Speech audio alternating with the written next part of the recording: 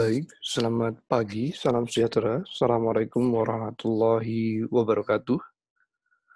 Kembali lagi, teman-teman sekalian, teman-teman mahasiswa HI Angkatan 2020 bertemu dalam mata kuliah Sistem Sosial Politik Indonesia. Dan kali ini kita sudah sampai pada pertemuan kelima, di mana untuk pertemuan kelima ini kita akan membahas tentang seluk-beluk, ya. Kita akan berdiskusi mengenai tema besarnya adalah struktur politik, ya. Kita akan mengupas tentang bagaimana politik-politik, ya, kegiatan-kegiatan politik yang ada seperti itu untuk kemudian bisa dilembagakan, bisa ditaruh, dibingkai dalam sebuah badan yang akhirnya menggerakkan, ya, daripada sistem politik itu sendiri. Oke, tanpa panjang lebar, ini akan saya coba tampilkan kepada teman-teman sekalian, ya, eee, gambaran besar dari materi untuk pertemuan pagi hari ini. Oke, judulnya tadi ya sudah dijelaskan dari awal, ini yang pertama adalah struktur politik pertemuan kelima ini. Apa saja yang akan kita bahas pada pertemuan kelima ini? Saya tuliskan dalam outline 2 poin ya. Yang pertama adalah pengertian, tentu saja ya sebelum kita masuk ke bagaimana detail dari struktur politik itu, rasanya penting untuk kemudian bisa tahu um, apa yang dimaksud dengan struktur politik. Lalu yang kedua adalah melihat bagaimana struktur dan fungsi bekerja dalam sistem politik. Jadi nanti kita akan melihat bagaimana 2 poin ini, baik struktur dan juga fungsi, itu bekerja dalam sistem politik. Namun sebelumnya, sebelum kita masuk ke struktur politik, mungkin kita agak sedikit flashback dengan pendahuluan untuk kemudian kita bisa sama-sama berada di dalam titik awal ya, untuk memahami bagaimana struktur politik itu bekerja. Di pertemuan-pertemuan sebelumnya ya teman-teman, sebelum pertemuan ini kita sudah membahas panjang lebar ya terkait dengan sistem politik. Kita sudah mengupas bagaimana pengertiannya, kemudian ada 2 pendekatan besar ya, baik dari David Easton maupun dari Gabriel Almond. Jadi di situ sobat kita pahami ya, pertama-tama bahwa sistem politik itu adalah mengenai tentang sebagai upaya untuk melaksanakan berbagai aktivitas untuk meraih tujuan bersama, gitu ya. Satu kesepakatan, satu kesepahaman yang kita dapatkan terkait dengan sistem politik adalah bagaimana mekanisme ya kerja-kerja untuk bisa melaksanakan berbagai aktivitas, utamanya aktivitas politik untuk meraih tujuan bersama. Nah, ketika dihadapkan pada upaya untuk meraih tujuan bersama itu, untuk melaksanakan aktivitas politik tersebut, maka sistem politik, di sini ya saya tuliskan, memerlukan badan atau struktur yang akan bekerja. Ya, yang saya eh, tebalkan dengan warna ungu di sini ya, memerlukan badan atau struktur yang akan bekerja. Maka sistem politik tidak bisa berdiri sendiri, tidak bisa berjalan, menjalankan aktivitasnya dengan baik ketika tidak ada badan atau struktur. Jadi memerlukan yang namanya badan atau struktur yang akan bekerja untuk dapat meraih tujuan bersama.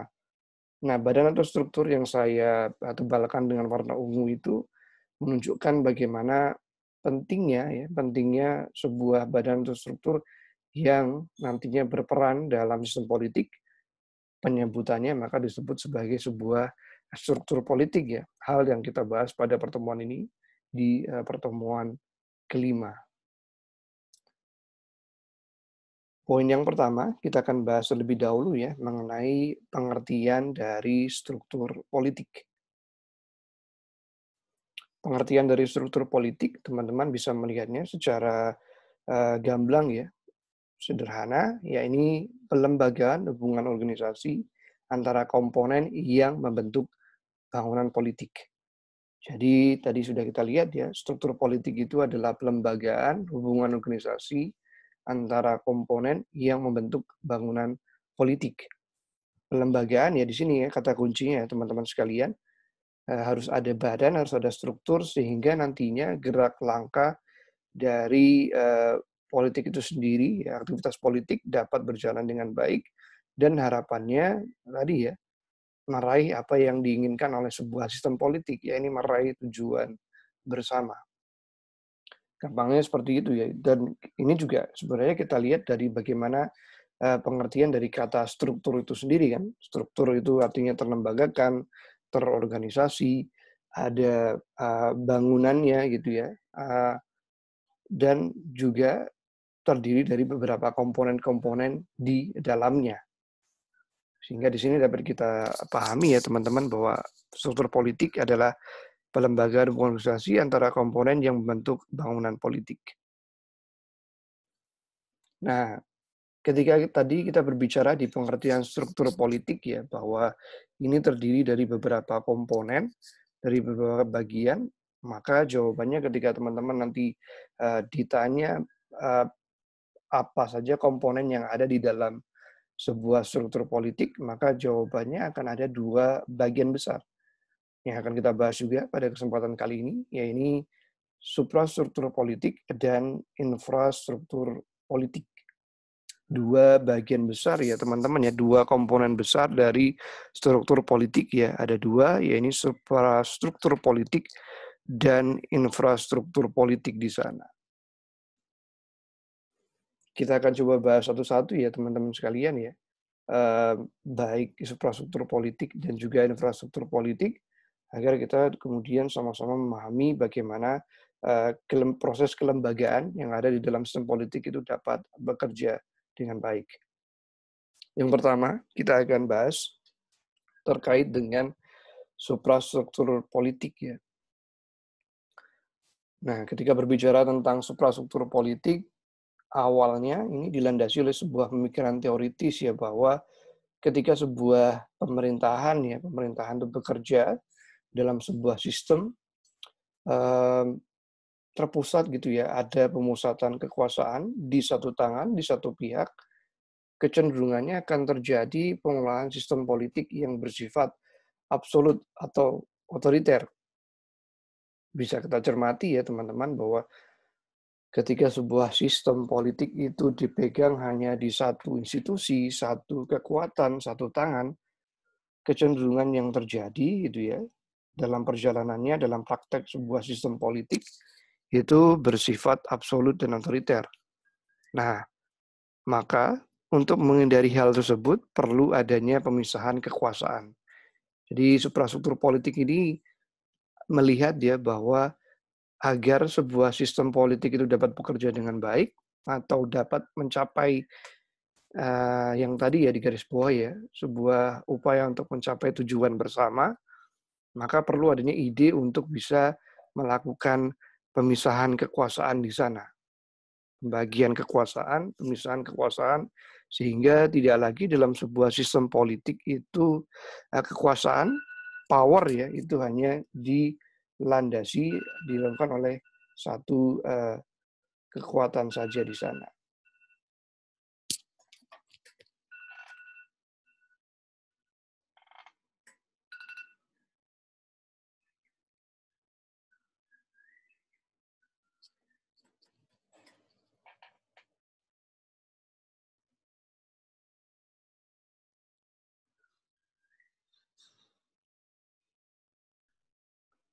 Oke, kita lanjutkan lagi teman-teman sekalian ya.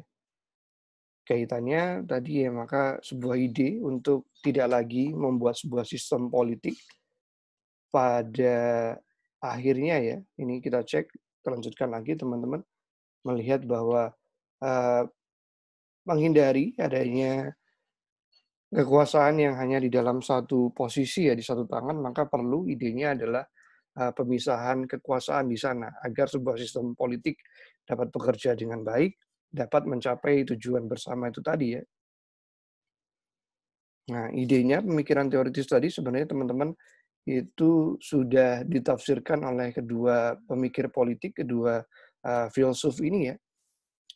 yang saya rasa teman-teman juga apabila sudah membaca tentang bagaimana pengantar ilmu politik, ya awal mula ilmu politik dipelajari, tentu sudah pernah ketemu dengan dua figur ini. Yang pertama idenya adalah dari John Locke ya, lewat sebuah tulisannya dalam buku Two Treatises of Government di tahun 1690. Lalu kemudian di beberapa tahun disempurnakan oleh sosok yang bernama Montesquieu ya, dengan salah satu buah pemikirannya sangat terkenal namanya Trias Politica di tahun 1748 di sana. Nah, ini bisa kita lihat ya bahwa sebenarnya dua ide ini ya yang dilampirkan oleh dua filsuf ini kan melihat bahwa sama-sama melihat bahwa sebuah sistem politik itu idealnya dibagi dalam beberapa lini, dalam beberapa kekuasaan itu dibagi ya dalam beberapa bagian, sehingga nantinya meniadakan tadi kemungkinan-kemungkinan untuk sebuah pemerintahan berjalan di satu tangan sehingga bergeraknya sangat absolut atau bahkan sampai kepada tahapan otoriter di sana. Sedangkan keduanya sama-sama membaginya dalam tiga kekuatan ya. Kalau John Locke ini membaginya pada kekuatan legislatif, eksekutif dan juga federatif. Lalu Montesquieu kita bisa melihat yang dipakai sampai saat ini ya, trias politikanya, ya pemikiran trias politikanya, ya ini membagi kekuasaan menjadi tiga bagian besar, eksekutif, legislatif, dan juga yudikatif di sana. Jadi ini kalau teman-teman ya ketika berbicara tentang suprastruktur politik, itu bentuknya merupakan mesin politik formal. Ya, formal, kenapa dikatakan formal? Karena terlembagakan dengan resmi, dengan sah, ada bentuknya, ada strukturnya ya, suprastruktur, menjadi tiga cabang bagian besar ya, eksekutif, legislatif, dan juga yudikatif. Di mana ketiganya itu punya gerak langkah, punya prosesnya yang sangat spesifik ya, kalau kita berbicara satu demi satu. Yang pertama, apabila kita melihat eksekutif, itu kan ranahnya pada pemegang kekuasaan ya, itu ada di tangan presiden, kemudian ada di wakil presiden, mereka yang menjalankan undang-undang. Ya, itu ada di dalam ranah eksekutif di mana ada presiden dan wakil presiden yang menjalankan undang-undang. Lalu di bagian kedua, di legislatif ini menandakan ya bagian legislatif ini adalah bagian mereka-mereka yang membuat yang namanya undang-undang ya. Legislatif adalah bagian di mana terjadi proses pembuatan undang-undang. Lalu yang ketiga di yudikatif, mereka-mereka yang ada dalam bagian yudikatif ini adalah bagian yang kemudian menindak, yang kemudian menghukum dan lain sebagainya ketika ada penyalahgunaan, ketika ada penyelewengan dalam proses penegakan undang-undang. Jadi gampangnya eksekutif ini ranahnya kepala negara biasanya ya, presiden, wakil presiden. Legislatif ini ranahnya mereka yang duduk di parlemen. Kemudian yudikatif ini mereka yang duduk di kehakiman, berbicara tentang hukum ya, jaksa dan lain sebagainya. Nah, pertanyaannya setelah itu ya, untuk kemudian kita simpulkan, untuk kemudian kita masukkan ke dalam mata kuliah kita, Sistem Sosial Politik dan Indonesia, pertanyaan besarnya adalah bagaimana kemudian penerapan suprastruktur politik dalam sistem politik Indonesia.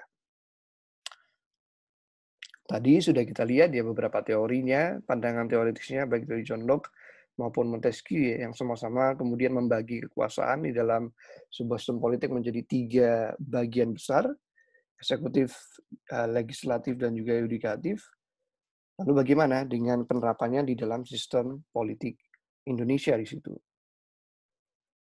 Nah, di sini bisa kita lihat dalam penerapannya, ketika berbicara tentang penerapannya di sistem politik Indonesia, itu ada dua periode besar ya. Periode tersebut adalah periode sebelum amandemen UUD 1945, lalu di periode kedua adalah di periode setelah amandemen UUD 1945. Jadi struktur dalam struktur ketatanegaraan atau dalam suprastruktur politik di sistem politik Indonesia, itu ada dua kutub besar, dua kurun waktu besar ya, dua periode besar sebelum dan setelah amandemen UUD 1945. Nah, di sini kita bisa lihat ya gambarnya, teman-teman juga bisa melihat secara langsung strukturnya seperti ini ya ketika sebelum amandemen UUD 45, di mana kita bisa melihat UUD 45 menjadi salah satu pilar tonggak yang dijadikan rujukan semua komponen-komponen dalam sistem politik Indonesia. Lalu yang perlu digarisbawahi adalah pada waktu sebelum amandemen, ini MPR ya, Majelis Permusyawaratan Rakyat, punya posisi yang sangat strategis karena membawahi komponen-komponen yang lain ya.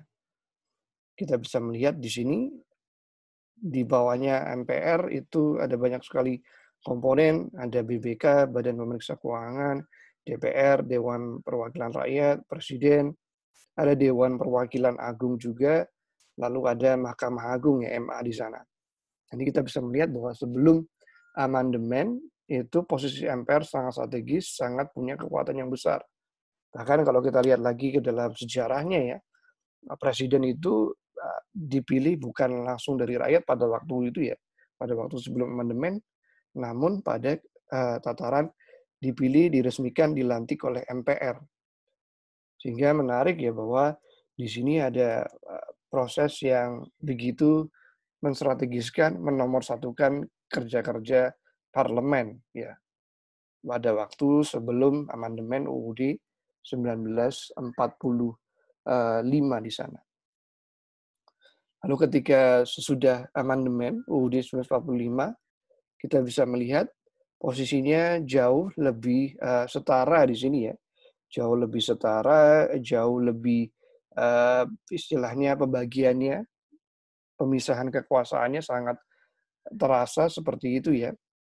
UUD 45 masih menjadi rujukan penting ya sampai saat ini, salah satu bentuk perundang-undangan yang memang dirujuk ya menjadi salah satu bukti besar untuk pergerakan dari sistem politik Indonesia.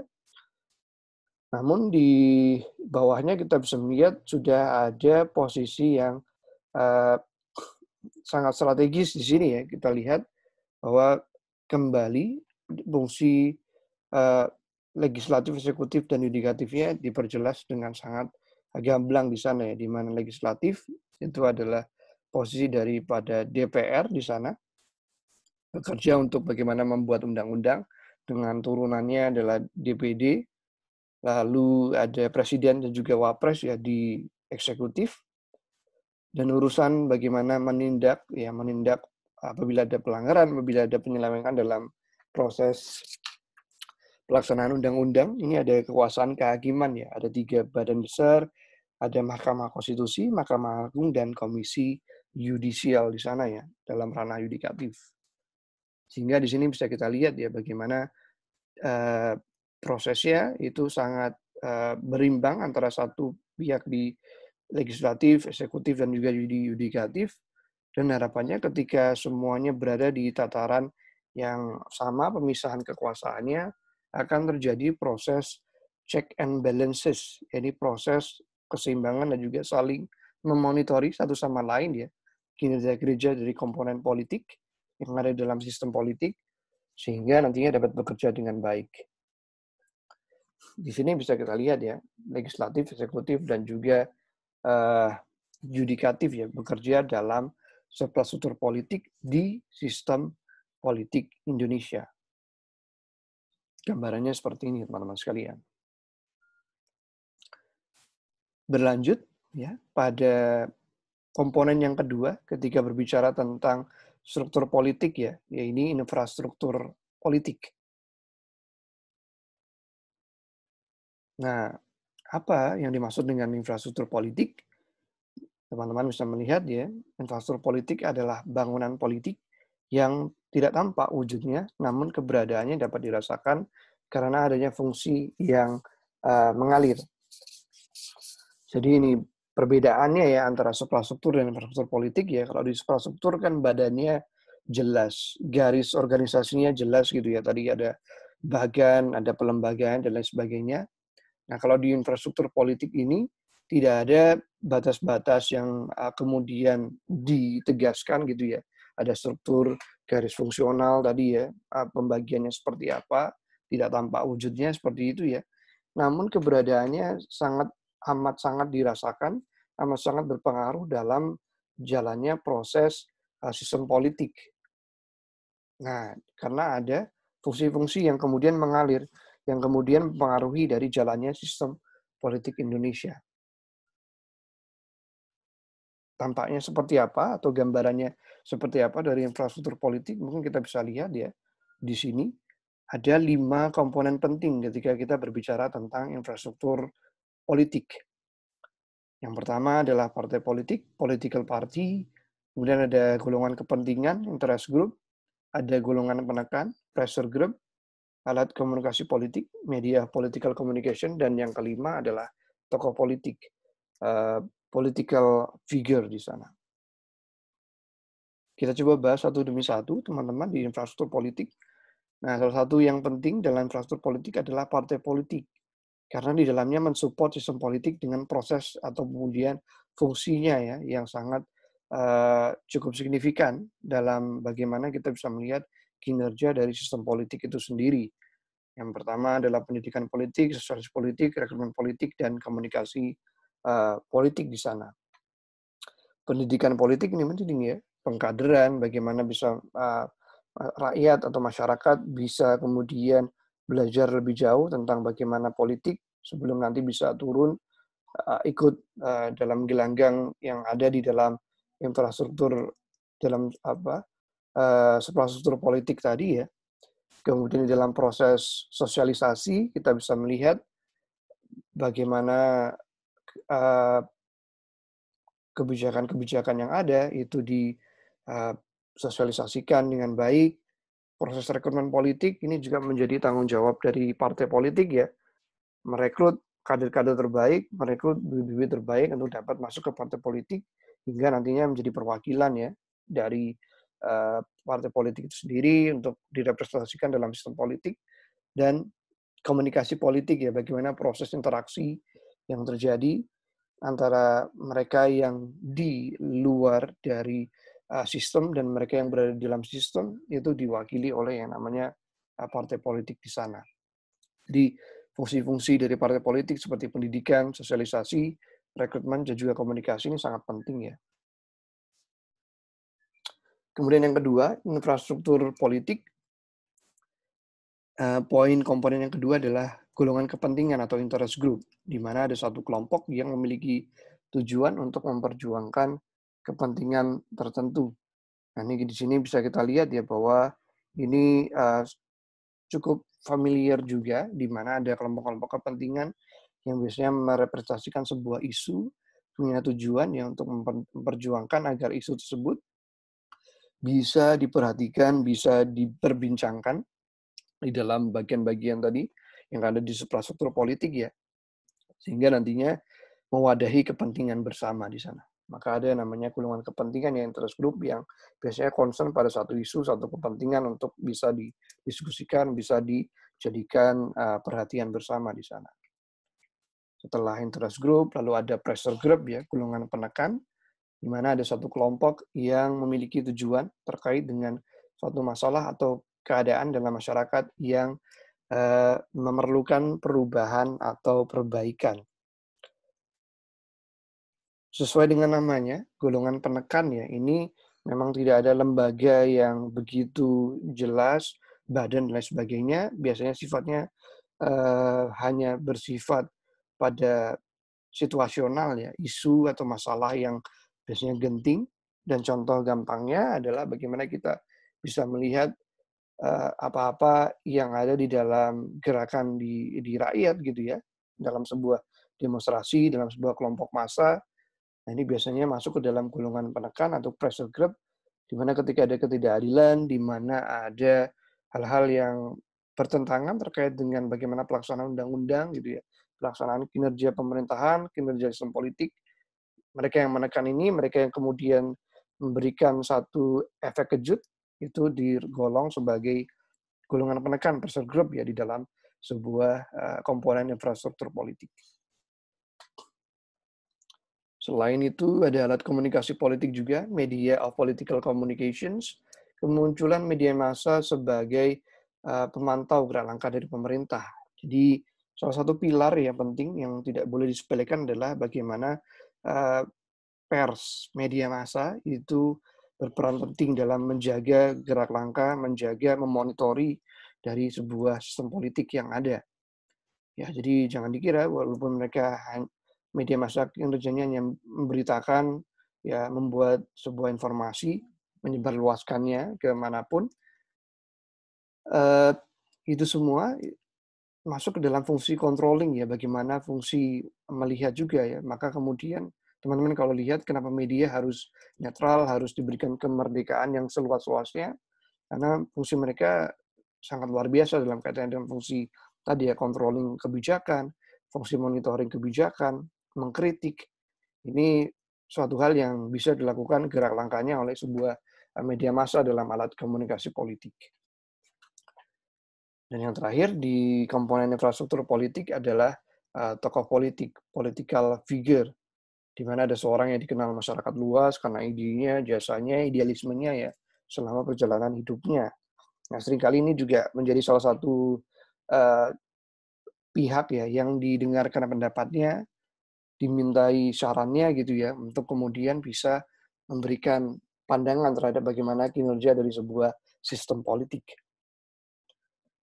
Kalau menyebutnya mah beberapa ya, Soekarno tentu menjadi salah satunya, di mana dari ide Soekarno kita bisa melihat Pancasila ya, untuk menjalankan negara kita, negara Indonesia sampai saat ini bisa berjalan dengan baik. Jadi seringkali ini ada pihak-pihak ya yang dikenal oleh masyarakat luas, dimintai sarannya untuk ya lagi dan lagi ya, dan mereka yang secara keras juga mengkritik sebagai salah satu fungsi dari controlling lagi dan lagi ya, untuk bagaimana kinerja dari kebijakan ya yang ada di pemerintahan.